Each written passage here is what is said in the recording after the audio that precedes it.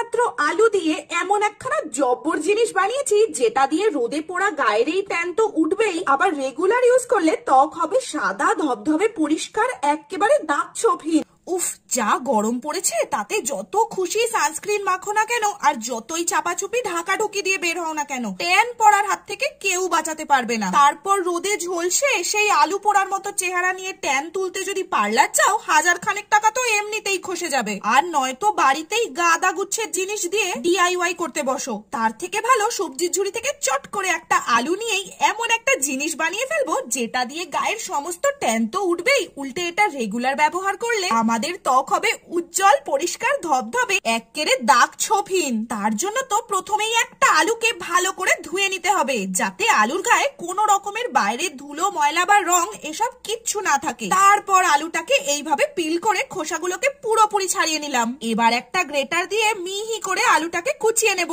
তবে এখানে চাইলে কিন্তু তোমরা আলুটাকে ছোট ছোট টুকরো করে কেটে মিক্সিতে দিয়ে পেস্ট করে নিতে পারো। এবারে এই গ্রেটেড আলুটাকে হাত দিয়ে এরকম জোরে জোরে চেপে চেপে এর ভেতর থেকে সব রস বের করে নিলাম। ব্যাস, রসটাকে এবার সাইডে রেখে দাও। আর এই গ্রেটেড আলুটাকে আবার যেন ফেলে দিও না, বরং মাকে দিয়ে দাও। এই দিয়ে কিন্তু দারুণ মুচমুচে ঝুরি আলু ভাজা তৈরি হবে।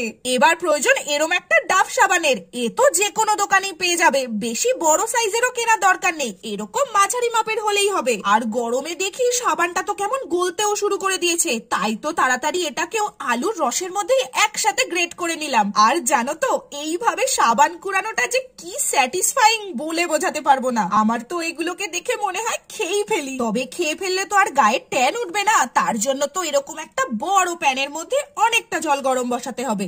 জলটা এরকম ফুটে গেলে তার মধ্যেই আলুর রস আর গ্রেটেড সাবানের বাটিটা ধরে বসিয়ে দেবো। আর ওয়েট করবো যাতে আস্তে আস্তে এটা গলতে থাকে। ধুর, আজকে আমার কপালটাই খারাপ, দেখো বাটিটাই গেল ফুটি ফাটা হয়ে। এই বাটিটা মা দেখতে পেলে আমাকে আর আস্ত রাখবে বলো তো? যা হোক করে পুরোটাকে একটা স্টিলের বাটিতে তুলে গরম করতে তো বসালাম। দেখেছো, যেখানে বাঘের ভয় সেখানেই সন্ধে হয়। আসতেই মায়ের সবার আগে চোখ গেছে ওই ফুটি ফাটা বাটিটার দিকেই। ওরে বাপরে, সে তো কোন রকমে মাকে আগডুম বাগডুম বোঝালাম, এই দেখো এই জিনিসটা তো তোমার জন্যই বানাচ্ছি। রান্না করে করে তোমার মুখে গায়ে হাতে যে ট্যানটা পড়ে গেছে, এটা মাখলেই 2-3 দিনের মধ্যেই সব উঠে যাবে। আর এই করতে করতে তো দেখি সাবানটাও একেবারে গলে গেছে। এবারের মধ্যে অল্প অল্প করে জল অ্যাড করতে থাকবো আর মেশাতে থাকবো। পুরো মিশ্রণটার ঘনত্বটা যখন ঠিক এইরকম হয়ে যাবে, তখনই এর মধ্যে একটা ম্যাজিক ইনগ্রেডিয়েন্টস অ্যাড করব।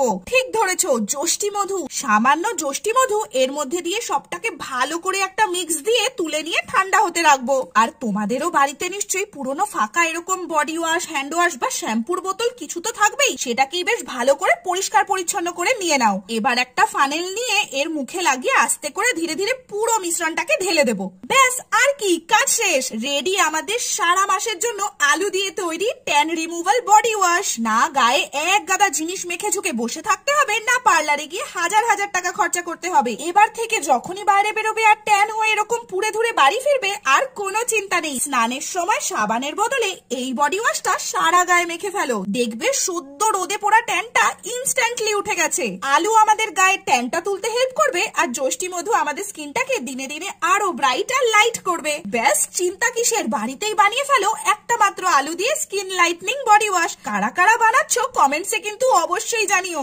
ভিডিওটাকে একটা লাইক করে শাইন লাইক এবং সাবস্ক্রাইব করতে ভুলো না কিন্তু।